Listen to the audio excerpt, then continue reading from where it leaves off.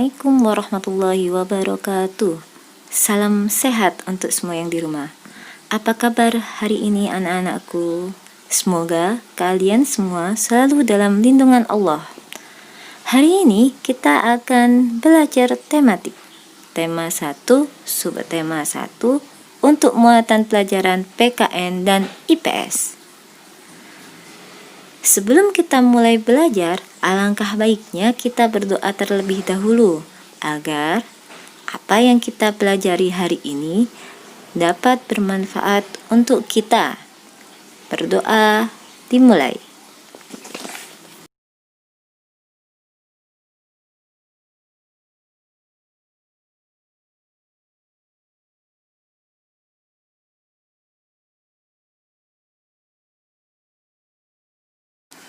Amin. Semoga doa kita diijabah oleh Allah. Jangan lupa persiapkan alat tulismu ya. LKS, paket, buku tulis, penghapus, dan pensil. Dan mari kita mulai belajar. Hari ini kita akan mulai belajar PKN. Apa yang akan kita pelajari? Ya, betul. Kita akan belajar nilai-nilai yang terkandung di setiap butir sila dalam Pancasila. Bu, mengapa sih kita harus belajar nilai-nilai Pancasila? Ada yang tahu jawabannya? Karena di setiap butir sila dalam Pancasila mengandung nilai-nilai luhur yang digali langsung dari kebudayaan bangsa Indonesia.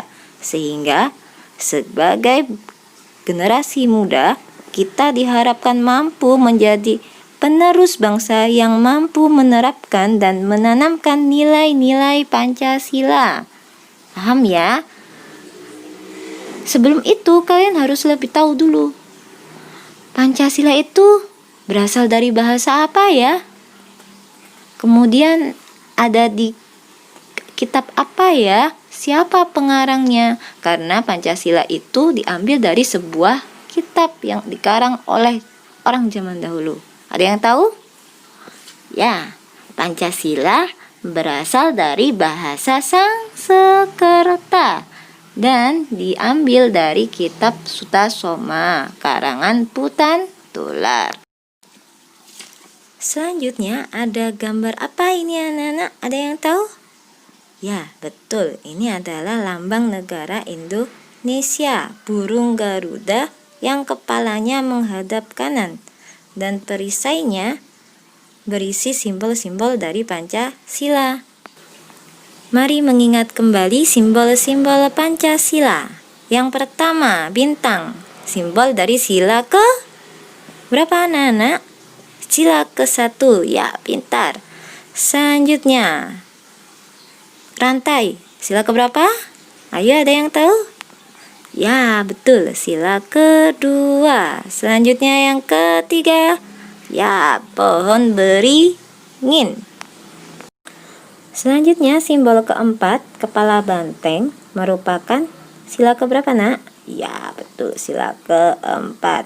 Dan yang terakhir, padi dan kapas, simbol dari sila ke-5. Anak-anakku, semuanya sudah Faiza sebutkan, sudah kita bahas bersama. Kalian jangan sampai lupa ya bagaimana bunyi dan simbol dari Pancasila.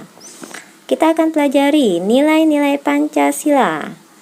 Setiap butir Pancasila mempunyai nilai-nilai luhur yang harus kita amalkan. Sila pertama mengandung nilai ketuhanan. Artinya, Tuhan itu ada dan memiliki sifat yang sempurna, serta kita harus bertoleransi terhadap agama lain. Sila kedua Pancasila mengandung nilai kemanusiaan. Nilai-nilai tersebut ada manusia memiliki hak dan martabat yang sama dan sejajar.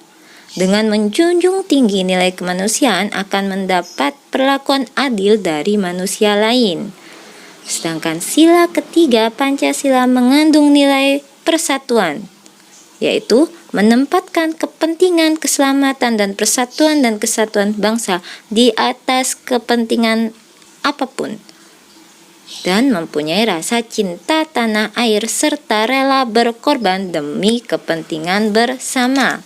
Untuk sila keempat, mengandung nilai kerakyatan. Jadi segala proses pengambilan keputusan harus didasarkan pada asas musyawarah sehingga menciptakan kesepakatan bersama.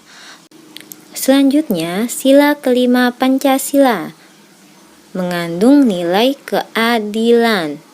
Artinya, bahwa dalam kehidupan berbangsa dan bernegara harus tercipta keseimbangan yang sesuai antara hak dan kewajiban. Serta sebagai masyarakat sebangsa setanah air, kita harus saling menghormati hak-hak orang lain. Berikut ini Bu Faiza rangkumkan dalam tabel nilai-nilai yang terkandung dalam tiap butir sila Pancasila. Semoga kalian bisa mengamalkan apa yang terkandung dalam tiap butir Pancasila.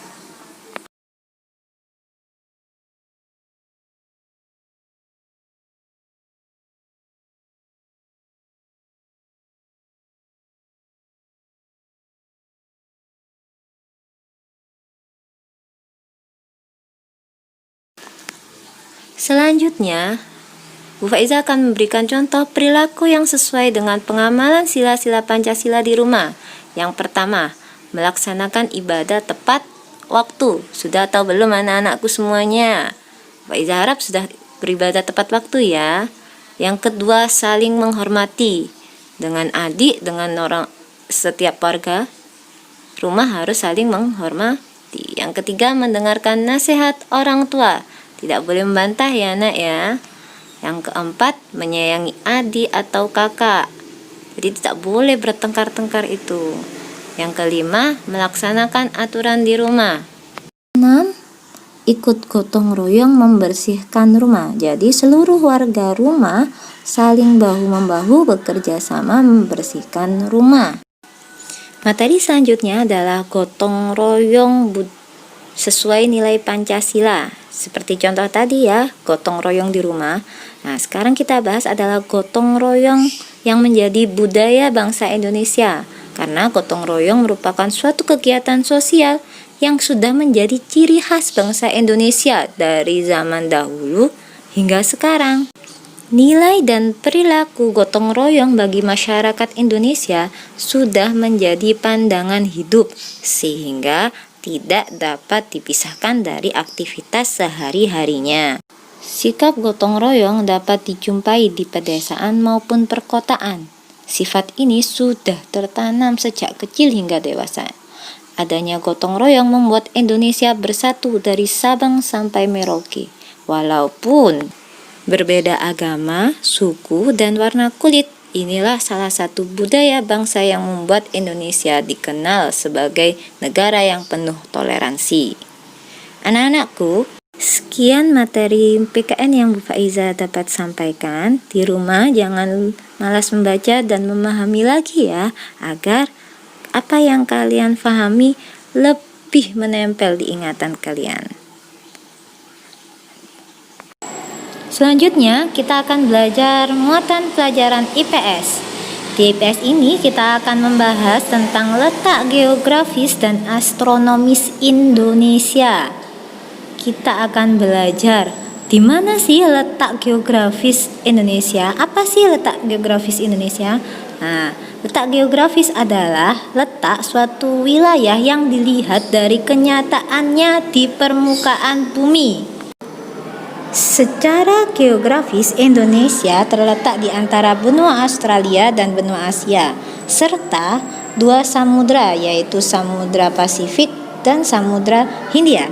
Sedangkan batas-batasnya Indonesia, sebelah timur ada Samudra Pasifik dan Papua Nugini.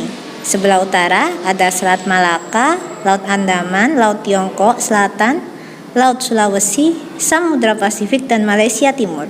Sedangkan sebelah barat ada Samudra Hindia. Sedangkan di sebelah selatan Indonesia berbatasan dengan Australia, Samudra Hindia, Laut Timur, dan Laut Arafuru.